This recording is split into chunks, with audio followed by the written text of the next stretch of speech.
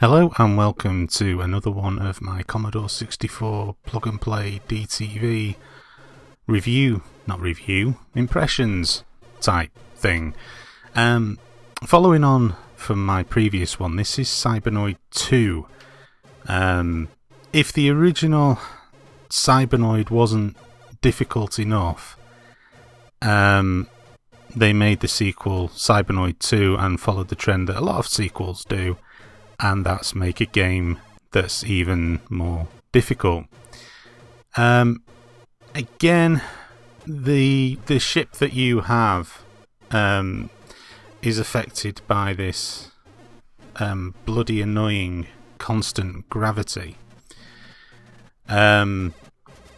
which does make life quite difficult and does make life quite annoying.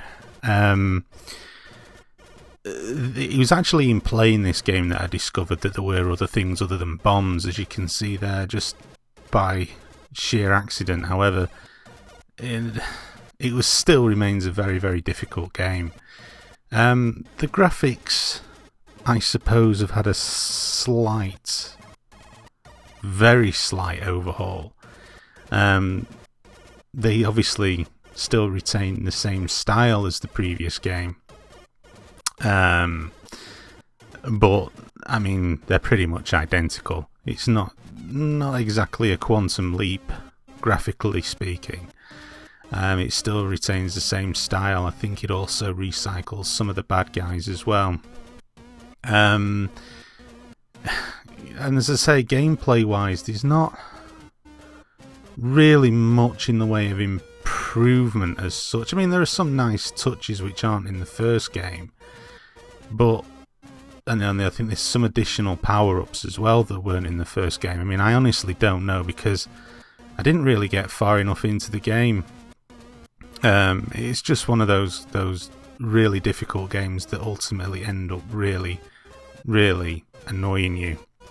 And kind of, I played this straight after I played Cybernoid, and by the time I'd played this, I'd kind of had enough of the whole bloody Cybernoid thing. I mean, they're good games, but by God, they're difficult and unforgiving. There's so much going on the screen at once. I mean, technically, it's an excellent game, as is most. Not most Commodore 64 games. That's ridiculous, but as is. I don't really know what to say. I mean, it is a technically excellent achievement. There's no two ways about it. I mean, if you look at it, it is on a computer that is the best part of 30 years old, and it does look really good.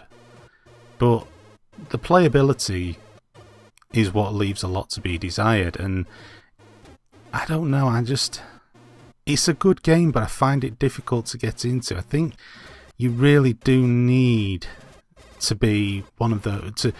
You really do need to be one of those people that love these type of games, that don't get easily frustrated by constant unfair deaths. And I think the one thing in playing a lot of modern day games is those type of deaths, that type of gameplay has become something of a thing of the past.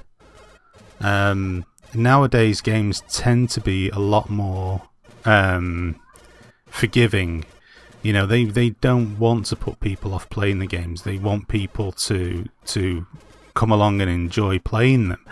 And I think that's something which, you know, down the years is something that's been embraced more as the industry's gone for a much wider market. I mean, you couldn't sell a game like this to the mass market today because it's just too hard. And people wouldn't like it. I mean, the difficulty level in a lot of these 8-bit games makes games like Demon's Souls and Dark Souls and so on and so forth, you know, it just makes them look so easy by comparison. I mean, you literally can die within seconds of starting this game. And unless you're playing a game online, there's very few games out there these days that actually that happens to you. I mean, even in Demon's Souls, I mean, you know, it introduces you to the game at least. I mean, right here, as you can see, you know, the minute you start the game, you can be under fire. You've got to be careful what you're doing. And it just makes for a very, very difficult gaming experience. And the years of not actually playing these games, I suppose, sort of dulls your reaction time and dulls your tolerance as well. You're looking for a lot more gameplay. You're looking for something where you can actually sit down and get going in the game without, you know, facing insta-death. And it was just the hallmark of 8-bit games. They weren't particularly large in scale. And so these are the things that I guess you just have to put up with. As I say, technically it's a great game. And I suppose putting a few hours of gameplay into it, I could probably improve a lot better, but I just don't have the time. I've got that many games to play. You know, I don't really have the time to sit down and give it the gameplay, give it the playthrough, should I say, that it probably deserves. So yeah, I mean, that's pretty much all I've got to say about Cybernoid 2. As I say, technically it's a great game, but playability wise it's quite, well, it isn't quite, it is fiendishly difficult. And all I can say is thank God there isn't a Cybernoid 3 on this game pack, or on this plug and play TV thing. So thanks for watching this epic fail video, and I'll see you soon.